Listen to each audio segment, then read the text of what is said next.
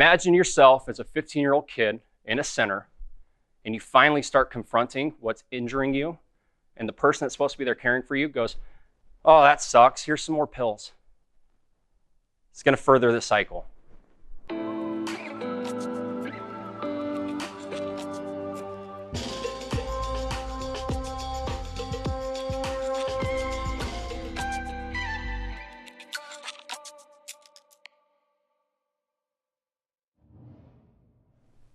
Our goal is to identify real physical components to an individual's dysfunction and provide a continuity of care and a tailored treatment plan rooted in science.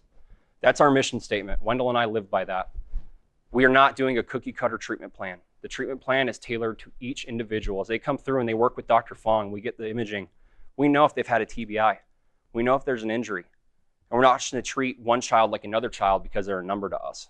Part of phase 2 Dr. Fong talks with is we are the only program in the world, and we can say this with 100% confidence because there's no one else out there that's focusing on the brain. Every other program out there has a distraction therapy, a medication therapy, kumbaya high that they can do, but no one focuses on all the components. There may be a traumatic brain injury that's causing that child to have gone down the path of drugs. We see it with Brayton. All of Brayton's issues came from traumatic brain injuries, concussions he occurred at age 13 and 14. Instead of just focusing on the emotional part, we want to focus on the physical part. We want to heal their inner injury.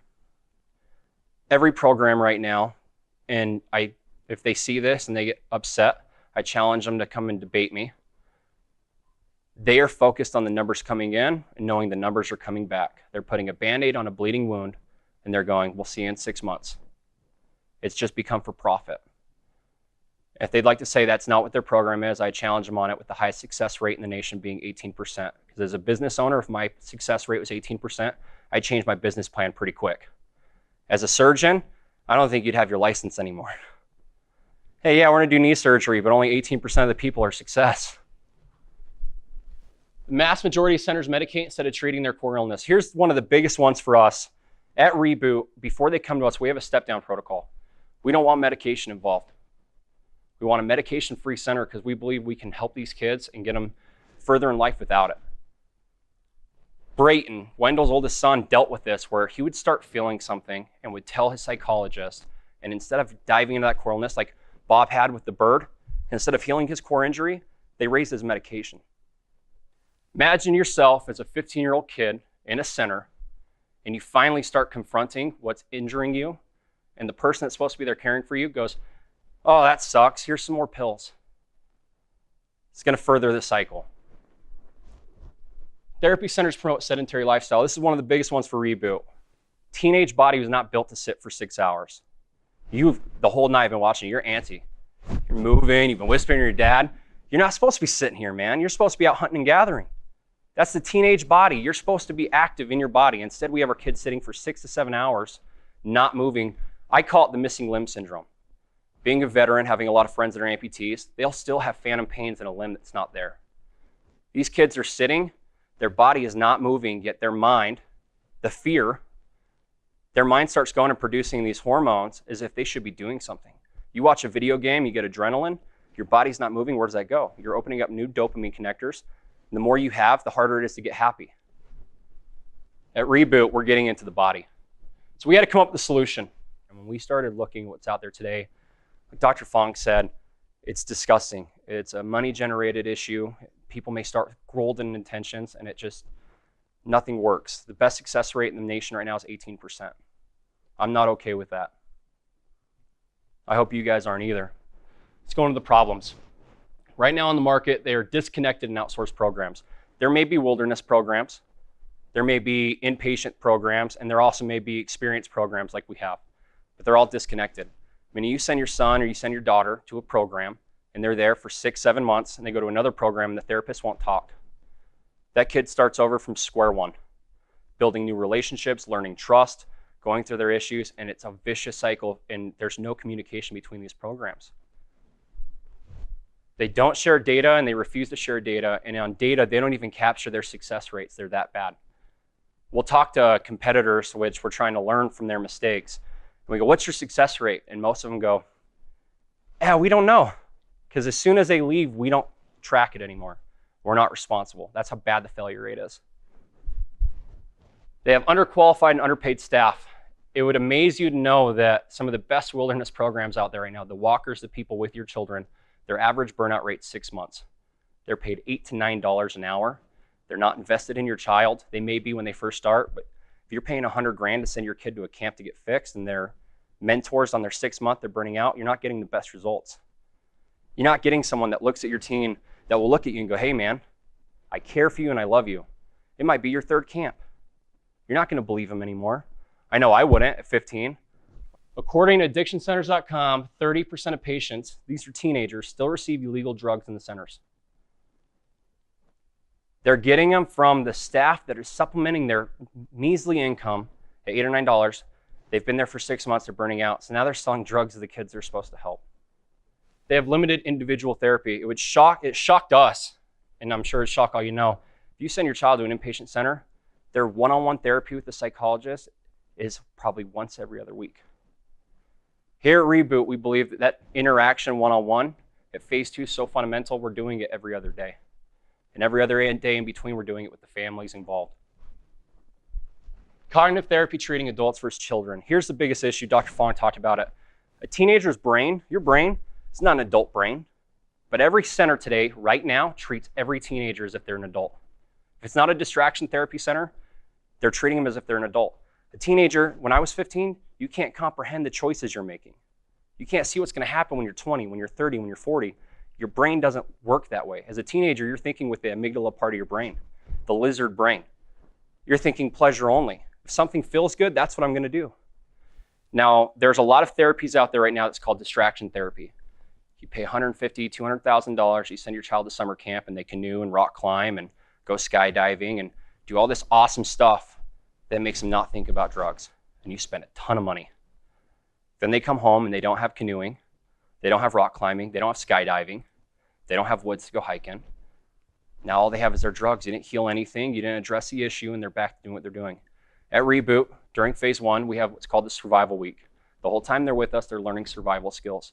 How to make a fire from scratch, shelter, water procurement, how to take care of themselves and those around them. Hard life skills that teach you that you are self-efficient and you can take care of yourself no matter what. That leads them to finding their inner truth. This truth's not for them to find their epiphany path. They're teenagers. They don't really know what they want to do. But it finds the inner injury that they need to face, and whether they tell us or not, the mentors will see it. And we can tell that to the therapist at phase 2 of this is their issue. These are the triggers we saw. This is their truth. Dive into it. Get deep. Teenagers today have no sense of tribe. The biggest thing we see, Wendell and I had an intervention with a child just a month ago almost. And his biggest thing was, you don't understand me. No one understands me. You've not been on the streets of Chicago. You haven't done what I've done. You haven't sold drugs. He's saying this over and over again. I'm sitting there like, okay. Yeah, I know how hard it is, buddy. They don't have a sense of connection. They don't have a sense of worth. They don't know where they place. They don't know where they rate. 200 years ago, if you were in a Ute tribe here in Utah and you were an Indian, a Native American, if you were the best rabbit catcher in your tribe, you brought home rabbits. It didn't matter if you had a bad day or people don't like you. You knew where you placed. You knew where you rate. Nowadays, teens are so disconnected. They go home, mom and dad aren't looking at them. They're on their phones. Their friends are sitting next to them, but they're talking to them through their phones. Schools, they're falling behind. They're using drugs. They may have a head injury. They don't know where they rate. They don't know where they place. So where do they go? Does anybody know? The one place they truly connect. And unfortunately, that's on a couch in somebody's basement doing drugs. That's what it was for me. I never connected until I was selling drugs. And that photo you saw me 15 with people in their 20s, I truly felt like I connected with someone. It was a home. It was safe until it wasn't. My buddy's face is blurred out because he's still active duty Navy SEAL. In 2015, I went to Africa and I served on a State Department ran counter-poaching operation with ex-Navy SEAL, Special Forces, Green Berets, British SAS. And while we were there, I saw some of the worst conditions that I've ever seen in my life. And I thought Afghanistan was terrible. Africa was even worse. Our job was to go after Boko Haram, ISIS militia that were going after elephants for the ivory for the blood trade. And while we were there, we met Andy. Next slide. Andy's a friend of mine. I call him Andy, and everybody calls him Andy because no one can pronounce his name. Half the people there couldn't pronounce his name. I think he made it up when he was 14. Andy's one of the best people I ever met. Andy started being a pastor in Uganda for war-torn kids. All the kids you see in this photos, parents were either murdered in front of them or they were in vicinity of hearing them from Boko Haram. Some of the worst conditions you could ever think of for a child, these kids went through it. When we were living with them, they woke up as the happiest kids I've ever met in my life. How is it that kids there with no technology, no air conditioning, no clean water, with the worst conditions on earth can wake up every day and be happy, while we have teenagers here that have everything that wake up miserable? And the answer goes back to Bob. And the answer goes back to what we're talking about. It's reconnecting. It's connection. They serve each other and they heal with each other and they connect with each other. And that's all they do all day, every day. Those kids have nothing would be trying to give us their water, their breakfast. You go to breakfast with them and they try to feed you. They're amazing. Phase 3 for us is taking your child after they've gone through the identity phase, they've gone through the medical phase. Phase 3 is to instill them of, hey, this is what true connection feels like. Learn from these kids. Here's your earth-shattering, gut punch response to life. So when we go home and they go home to you, they have the ability to go to their friend's house, go to the same basement, on the same couch, their friends doing the same drugs, and go, in the last 6 months, I've gone through a military program. I've gotten my brain fixed, and I've traveled the world serving others. You know what? I know you're hurting. Let me help you out of here. And if their friends aren't willing to get off it, they have the self-confidence and self-worth to walk out of that basement. That's the biggest issue. These kids go home from other programs, they go back to the same environment, and they haven't been given the skills to know that they're worth something and that life is worth something. The one biggest thing we've seen is there's no program that involves the family. There's no connection for the family. There's no healing the trauma. At ReBoot, we want to heal the family. We want to connect the family. Most, and Wendell can speak to this, most drug users' families extremely affected. The siblings either hate them or they're just sad because all the attention and money is going to this one child instead of everybody else. Parents are burnt out. You see it all the time. Just take them. I don't know what to do with it. We have a family right now. Just take them. We're done. I can't do this anymore. If we took a rock from outside, from the driveway, and we brought it in, and we polished up here in Aaron's house, in his awesome little workshop area, and we put it in a case, it would look great. If we took that same rock and we threw it back out in the driveway and we didn't change its environment it came from, over time it would degrade. That's what happens with these programs. And unfortunately for programs right now, it's 2 weeks. They go and they fix the child. They don't fix the home life. They leave, and within 2 weeks, they're back to doing drugs. We want to fix the family. ReBoot Phase 2 is reconnecting the family. Your child will be getting one-on-one therapy every other day. And every other day, they're doing family therapy with their families.